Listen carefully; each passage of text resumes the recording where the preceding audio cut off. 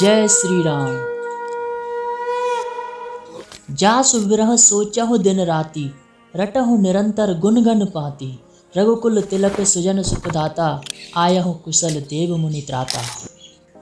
अर्थात जिनके विरह में आप दिन रात सोचते हैं, जिनके गुणों को आप दिन रात रटते हैं, वे रघुकुल के तिलक, सज्जनों को सुख देने वाले, देवताओं तथा ऋषि मुनियों के रक्षक श्री राम अब सकुशल आ गए हैं।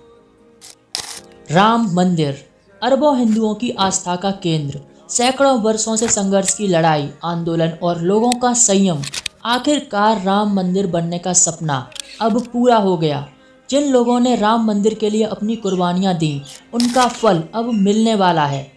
सदियों के इंतजार के बाद 22 जनवरी 2024 को अयोध्या के मंदिर में श्री राम की प्राण प्रतिष्ठा होगी।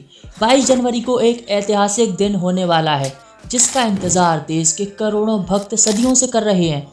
तो चलिए शुरू करते हैं श्री राम मंदिर का भव्य एपिसोड।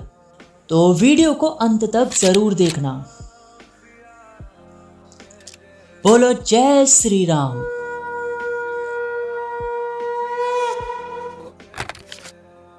भगवान श्री राम के जन्म को लेकर कई मान्यताएं हैं। वाल्मीकि रामायण के अनुसार श्री राम का जन्म 5114 ईसा पूर्व 10 जनवरी 12:05 पर हुआ था। चैत्र शुक्ल नवमी पुनर्वसु नक्षत्र में, जब 5 ग्रह अपने चरम पर थे। सूर्य मेष राशि में 10 डिग्री, मंगल मकर राशि में 28 डिग्री, बृहस्पति कर्क में 5 डिग्री, शुक्र मीन में 27 डिग्री और शनि तुला में 20 डिग्री पर था। नक्षत्रों की इन स्थितियों पर अलग अलग रिसर्च हुई, जिसमें ऐसी स्थिति 7323 ईसा पूर्व दिसंबर में बनी थी। लेकिन प्रोफेसर लोबियस के अनुसार जन्म के ग्रहों के विन्यास के आधार पर श्री राम का जन्म 7138 वर्ष पूर्व यानी 10 जनवरी 5114 ईसा पूर्व हुआ था। वेदों में श्री राम का जन्म 24वें त्रेता युग में हुआ था। वाल्मीकि रामायण और श्री राम के जन्म पर दूसरे ग्रंथों में भी, जैसे वायु पुराण, महाभारत, हरिवंश और ब्रह्मानंद पुराण में भी श्री राम के जन्म के बारे में उल्लेख मिलता है। Institute of scientific research on Vedas के साइंटिफिक रिसर्च के मुताबिक प्लेनेटेरियम सॉफ्टवेयर के जरिए श्री राम के जन्म की गणना की गई। उसमें भी श्री राम का जन्म 5114 ईसा पूर्व हुआ था। भारतीय कैलेंडर के मुताबिक भगवान श्री राम के जन्म का समय 10 जनवरी दोपहर 12 बजे से 1 बजे के बीच में है। विष्णु के 7वें अवतार भगवान श्री राम का जन्म अयोध्या में हुआ था।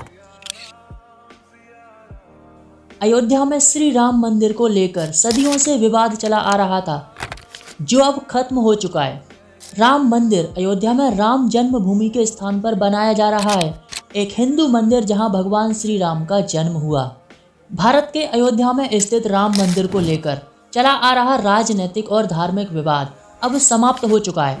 22 जनवरी 2024 को श्री राम की प्राण प्रतिष्ठा होने वाली है। 22 जनवरी 2024 एक ऐतिहासिक दिन होने वाला है। राम मंदिर का इतिहास सदियों पुराना है। इतिहासकारों के अनुसार कौशल प्रदेश की प्राचीन राजधानी अवध, जिसे अयोध्या कहते हैं, बौद्ध काल में इसे साकेत कहा जाता था। अयोध्या मूल रूप से मंदिरों का शहर है।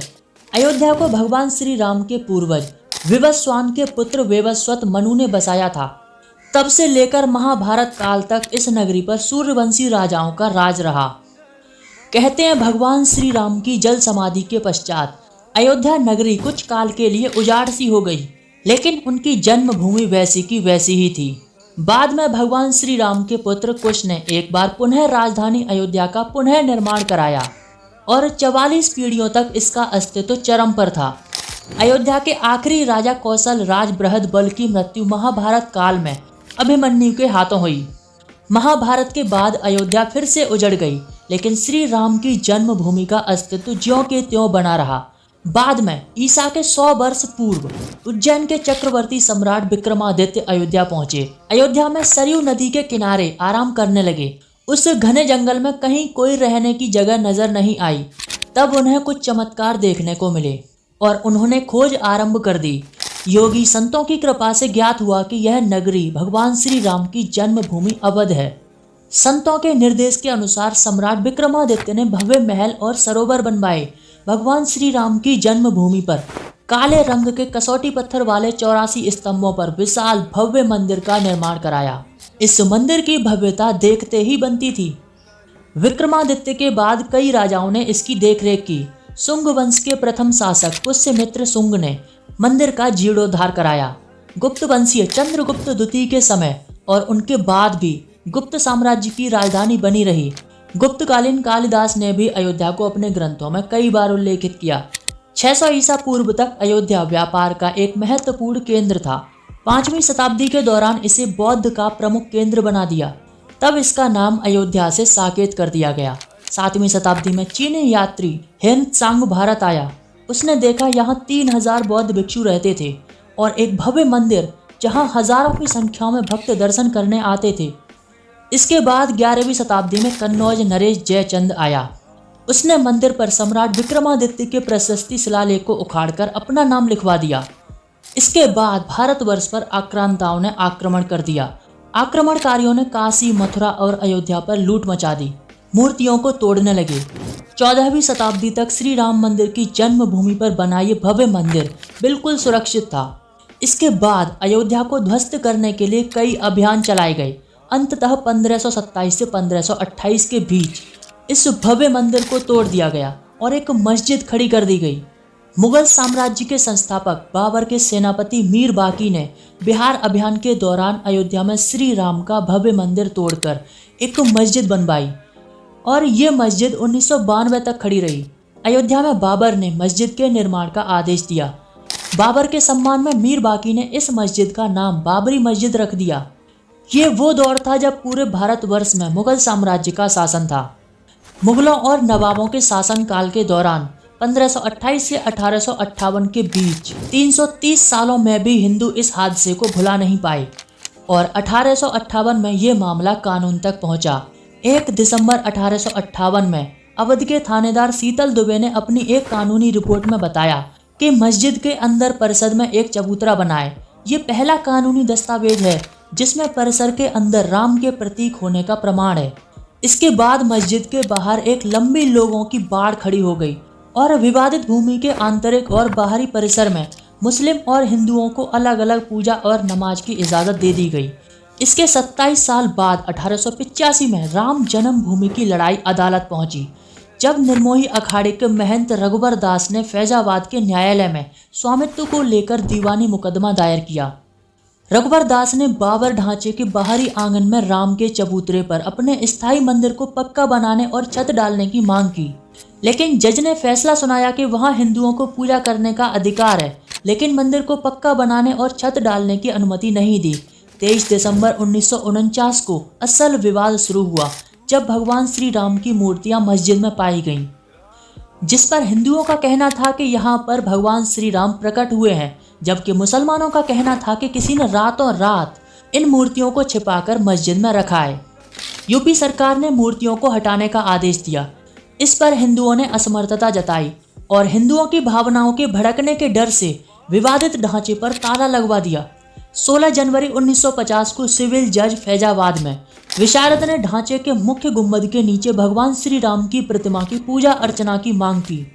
करीब 11 महीने बाद 5 दिसंबर 1950 को ऐसी ही एक मांग रामचंद्र परमहंस ने मुकदमा दायर करके की, जिसमें पूजा अर्चना में बाधा डालने से रोकने की मांग की, जिस पर 3 मार्च 1951 को न्यायालय ने मुस्लिम पक्ष को पूजा में बाधा न डालने की हिदायत दी। इसके बाद 17 दिसंबर 1959 को रामानंद संप्रदाय की तरफ से निर्मोही अखाड़ा के 6 व्यक्तियों ने फिर एक दावा दायर किया और अपने अधिकारों की मांग की। 18 दिसंबर 1961 को एक मुकदमा और दर्ज किया गया। यह मुकदमा यूपी के केंद्रीय सुन्नी वक्फ बोर्ड ने दायर किया, जिसमें कहा गया कि ये जगह मुसलमानों की है और इस ढांचे को मुसलमानों को सौंप दिया जाए, अंदर से मूर्तियां हटा दी जाएं। राम राज्य को वापस लाने के लिए आंदोलन चलता रहा। 1982 में राम, कृष्ण और शिव के मंदिरों की जगह मस्जिदों के निर्माण होने लगे।